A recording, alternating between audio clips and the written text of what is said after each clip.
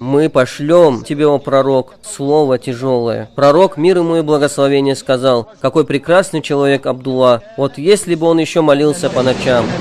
Ты, мой любимый брат, прекрасный человек, если бы ты еще молился по ночам. И ты, моя почтенная сестра, прекрасная верующая, если бы еще ты молилась по ночам. А если не молишься, то нет. О призывающие к Аллаху, о ученые, я удивляюсь, как призывающий к Аллаху ходит среди людей, желая повлиять на их сердца и очистить их разум, в то время как он не из тех, кто совершает дополнительную молитву по ночам. Такого не бывает, клянусь Господом Каабы, ведь ночь – это признак праведников, это школа праведников. Ночь – это успокоение для любящих Аллаха, это сад скучающих по Нему. Поистине, у Аллаха есть рабы, которые следят за тенью днем так же, как следит пастух за своими овцами, и тоскуют по закату солнца так же, как тоскует птица по своему гнезду. И когда приходит к ним ночь, распространяется темнота, и готовят постель, и каждый человек расстается со своим любимым. Они встают, поворачивают свои стопы к Аллаху, кладут свои лбы на землю и взывают к Аллаху. Они читают Коран и просят Аллаха о благах и наградах. И клянусь Аллахом, первое, чем Аллах одарит их, это свет, который Он вселит в их сердца. И поэтому я утверждаю, тот, кто полагает, что он из числа праведников, и при этом он не совершает дополнительную молитву по ночам, то знайте, что он лжец. Вы скажете, это тяжелые слова, которые мы не привыкли слышать от вас, шейх, но это и есть истина, правда. Это слова господина праведников, слова господина посланников, слова господина богобоязненных, да благословит его Аллах и его семью, который сказал: выстаивайте ночные молитвы. Поистине это было привычкой праведников, живших до вас, и средством приближения к Господу, искуплением грехов, отдаления от осушания, средством избавления от болезней тела.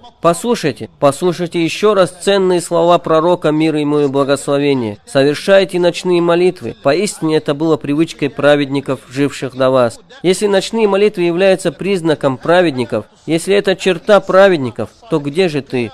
Где же ты, о тот, кто не совершает ночные выстаивания? Перед телевизором смотришь фильмы, сериалы и спортивные игры? Где же ты, о та, кто не совершает ночные молитвы? В твоих руках пульт от телевизора, и ты переключаешь один за другим спутниковые каналы? Ты не сделала даже одного ракаата для Господа небес и земли. Ты не открыла книгу Аллаха, велик Он и возвышен, хотя бы книгу какого-нибудь ученого ислама. Имам Малик, да помилует его Аллах, по ночам занимался обязательными делами, то есть он получал знания. И когда наступало предрассветное время, он молился столько, сколько пожелает. Таким образом, по ночам он соединял обязательные и желательные дела. Поистине это милость Аллаха, которую Он дарует, кому пожелает. Давай, пообещай своему Господу, о праведный мусульманин, о праведная мусульманка, что ты будешь совершать ночные дополнительные молитвы. 1 час до утренней молитвы. Поставь будильник за час до утренней молитвы или меньше часа. И если ты не можешь молиться за час до утренней молитвы, то помолись этот час сразу после ночной молитвы.